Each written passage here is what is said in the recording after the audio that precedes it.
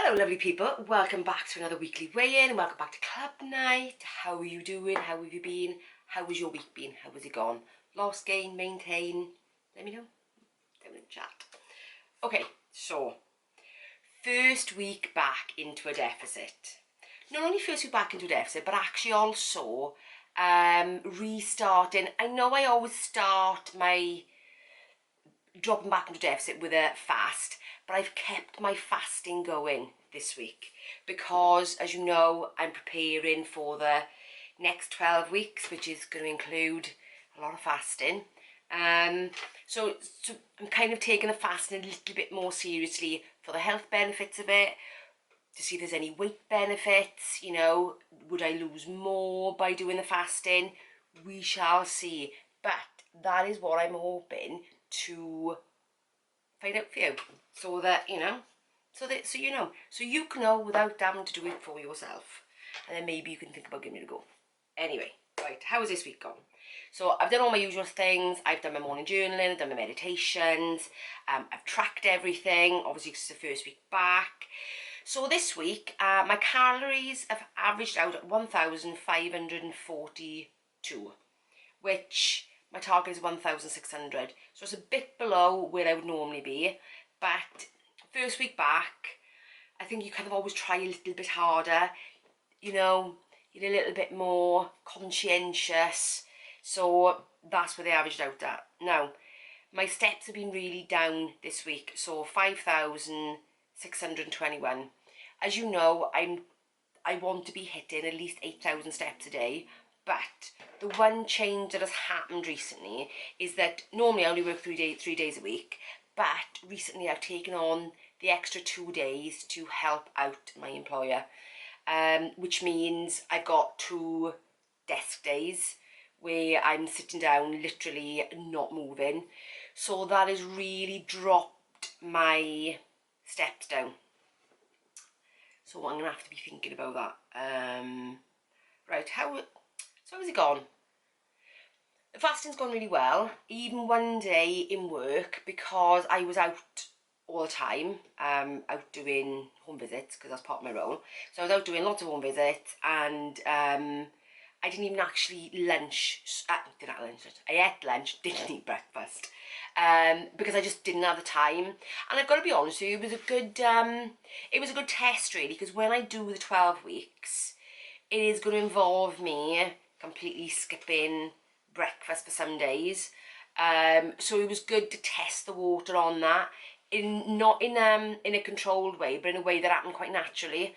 And I've got to be honest with you, it was quite good in the sense that I didn't have to rush to eat my breakfast, so it took that stress out of it. Plus as well, yes, I was hungry by lunchtime, but was I any more hungry than I normally would be for lunch? Probably not. I wouldn't have said so. So there was an interesting observation, I think, from doing it. You know, there may be some of you out there that never eat breakfast anyway, and you're going, well, that's just not my normal life. But yes, I've done that before, but obviously these are water fasts. When I've done it before and skipped breakfast, it's because then I've had my coffee in the morning, which obviously contains milk. So that does give your system a little bit of something, but obviously water, it is nothing. So they are complete water fasts.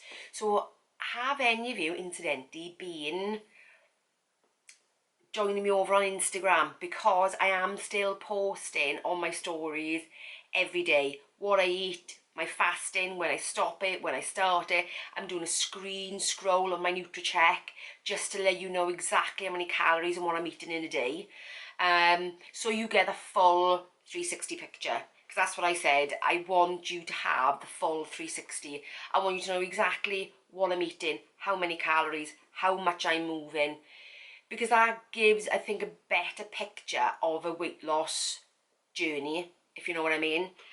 And, you know, any ups and downs that come with that, because, you know, when I do my weekly review, I'm sort of remembering back on the week, but I may not remember, for instance, like this morning when I woke up and didn't want to be fasting this morning, just didn't want to be fasting. I was hungrier than normal.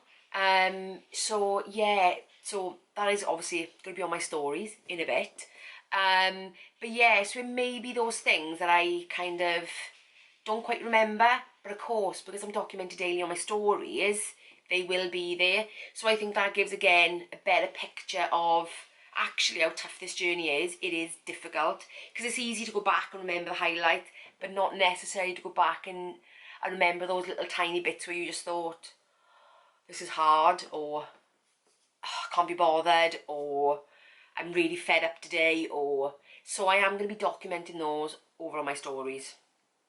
So join me there. Oh, and by the way, if you're enjoying these videos, give me a thumbs up. That would be lovely. And if you're new around here, consider subscribing. So normally I do that at the end, but you know, I'm sort of doing a bit in the middle, so that maybe you see it and give me a thumbs up, because it does help YouTube to spread this video to more people, and I would be really grateful, so thank you for that. So how did I actually do this week? Well, the reason I bring up disappointment, because it happened this morning, so of course, first week back in the deficit, you know, you have big hopes. You go through your calories and stuff like that, and you think, yeah, I was under calories. Right, so I did lose still, so that is, so when I get onto that, I lost 0.2 of a pound, which is what I lost last week. Now, my instant reaction was, what? Only 0.2 of a pound. I have been fasting all week. I have been in calories all week. I've cut out sugars that I would normally do. I've reduced my snacks down. I have done everything at only 0.2 of a pound. So that was my initial reaction. Because, you know, I'm human. Okay. But then, this is where reviewing my week really, really, really, really helps, because I track, as you've seen in videos before, and actually when I do my 12-week review, I'll show you the process again, so that's another 2 weeks' time. I track everything. I track whether I've meditated, my journal, I track my calories, my steps, I track, oh, by the way, I've done 3 yoga sessions this week. So that was another thing I was thinking, oh, moving more, should be better. Right, so I track everything. And then, obviously, then as soon as I started looking at my weekly review, and I've thought, and I've looked at the breakdown of what the scale says. So this week, my bone density's up, my water's up, my muscle mass is up by about a pound. My muscle mass is up by about a pound. And my fat percentage is down. So statistically, that looks good. Because obviously I've done more yoga this week, and yoga is a bit like body weight resistance training, because you are holding poses and having to use your muscles. So I'm thinking I probably built a little bit of muscle by doing the yoga this week. But my steps are so down, so way down. So my goal for the next week is to obviously carry on my calories and carry on with the fasting, because like I said to you before, it is so easy to look at that and have a knee-jerk reaction and say, I need to drop my calories, I need to do this, I need to do that, I need to go and join a gym, I need to... No, like I said, unless you are stuck in that place for 4-5 weeks of doing these things consistently and not losing it, then 3 weeks, 4 weeks, if at that point you're still at that plateau, then yes, make a change. But I don't know how my body's going to react next week. I don't know whether just because I've dropped back into a deficit and my hormone cycle, that my body's actually holding on to it a bit. It can happen, especially being female. It's just the way we are. So I'm not going to do any knee-jerk reaction just yet. However, I am going to try and work next week on getting my steps up, because I want them to be around 8,000. So that's a bit of a no-brainer. That's not me reacting to this week. That is me going, well, actually, I know I've been doing these 2 extra days of work. They're desk-based. I need to get those steps in. So it's gone really well in terms of tracking, getting back into the deficit, reducing the sugar, keeping on track, eating whole foods, healthy stuff. So from that perspective, getting my yoga in, which, you know me guys, I've been struggling to get one session in for like the best part of a year. So to get 3 sessions in, I'm really pleased with myself. So it's keeping going, it's been a good week. Like I said, the only downside was the steps, so my goal for next week is to bring those steps up. It was really interesting, actually. So, thanks Sue, you sort of told me about a Michael Mosley documentary that was on, was called How Britain Got Fat. And it's really interesting. One part in there he says is about government advice is always to eat less and move more, but in reality, moving more doesn't really make too much of a difference to your weight loss. They sell it as a magic pill to weight loss, you know, exercise loads and you lose loads. It doesn't really quite work like that. So that was really, really interesting. I think, yes, you have a certain level of activity for calorie burn, I'm not saying, and for general health, cardiovascular health, for your general well-being, for your mental space. I agree with that wholeheartedly. But Eaterin said a really interesting thing, because they've just done a new study and they found that actually the calories you lose from, say, vigorous activity, your body claws back half of that within the space of a couple of days anyway. So you're only losing half of what it says you're actually losing in reality over space and time.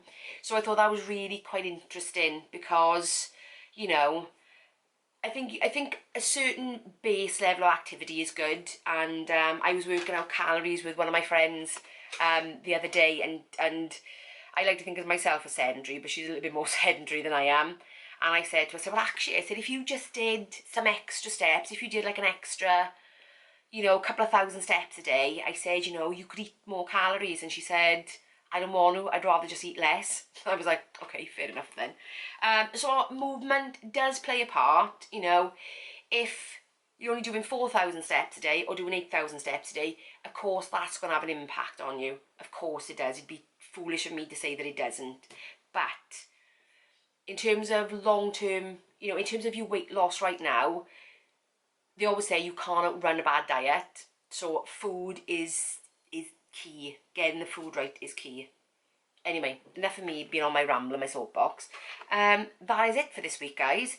Like I said, I'm down in the chat. Come and have a chat. Let me know what you've done. And like I said, if you enjoyed this video, please give me a thumbs up. I'd really appreciate it. It will help YouTube spread to more people, and I'd love that. You know, because you know, I'm trying to grow this community that we've got here, and you know, I've had new subscribers, so welcome to you. And yeah, I think the more we can chat and support each other, that's what I'm looking for. I'm looking for a community to grow and support each other, because this is hard, guys. This is such a hard journey, and let's not forget on our good days how sometimes we get difficult days as well. Not that I want to dwell on the bad, but you know, it's a difficult journey, and if we've got support from other people, then we can do this together. So if you're new around here, consider subscribing. I'd love you to stick around, and I will see you in the next one. Bye guys.